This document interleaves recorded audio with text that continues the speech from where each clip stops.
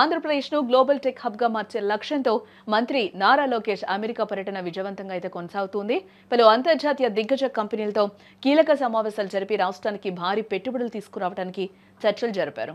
Google, Adobe, Intel, Nvidia, Zoom వంటి ప్రపంచ technology దిగ్గజాలతో వరుసగా సమావేశాలైతే నిర్వహించారు.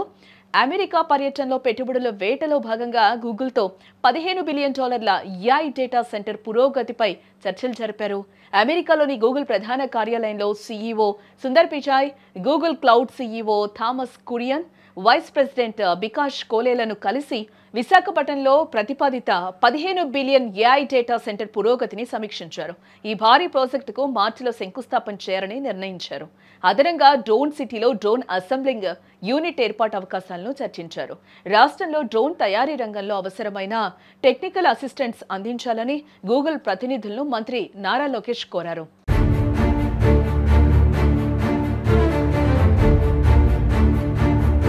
అడోబ్ CEO శంతను నారాయణ్తో జరిగిన సమావేశంలో విశాఖపట్నంలో గ్లోబల్ క్యాపబిలిటీ సెంటర్ ఏర్పాటు చేయాలని లోకేష్ కోరారు.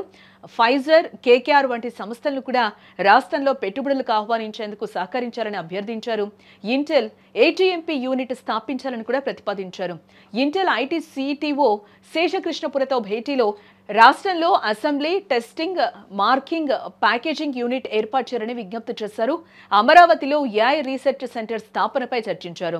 Open AI chief technology officer Srinivas నారాయణ్తో శాన్ ఫ్రాన్సిస్కోలో భేటీ అయ్యారు. ఇంటికొక AI ప్రొఫెషనల్ లక్ష్యంతో ఏపీ ముందుకు వెళ్తోందని, దానికి నైపుణ్య అభివృద్ధి కోసం ఏపీతో కలిసి పనిచేయాలని ఓపెన్ AI ప్రతినిధిని లోకేష్ కోరారు.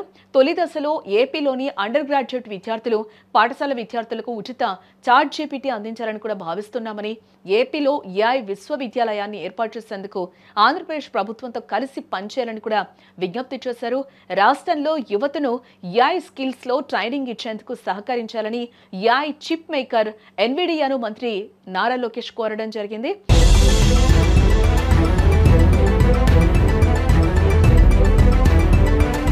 ఆంధ్రప్రదేశ్లో AI నైపుణ్య అభివృద్ధి కార్యక్రమాలకు మద్దతు, పరిశ్రమల కోసం స్మార్ట్ ఫ్యాక్టరీ పైలట్ ప్రాజెక్ట్ ప్రారంభించారని ఎన్విడియా వైస్ ప్రెసిడెంట్ రాజ్ మీర్పురితో చర్చించడం జరిగింది.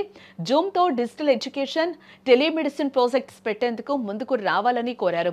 Zoom president వెల్చమి Shankaralingam, COO Aparna భావాలతో సమావేశమైన లోకేష్ అమరావతి లేదా విశాఖలో ఇంజనీరింగ్ డెవలప్మెంట్ సెంటర్ ఏర్పాటు చేయాలని కూడా కోరారు.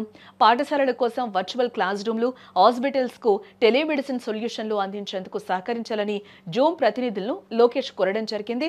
అంతేకాదు OPS ramp, Autodesk, Salesforce, క్లెస్టవిసి, Rigetti computing, fair focus, business council of Canada ప్రతినిధులతో కూడా లోకేష్ వరుసగా చర్చలు జరిపారు.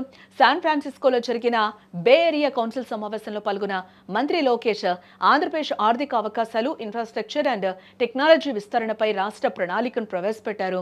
ఈ సందర్భంగా ఏపీలో కెనడియన్ పెట్టుబడులకు సహకారం అందించాలని కూడా కోరడం జరిగింది. నల్లమలలో పనామా సిటీ తరహా స్టెర్లింగ్ రిసార్ట్స్ ఏర్పాటు చేయాలని ఫెయిర్ ఫాక్స్ ప్రతినిధులను విన్నవించారు.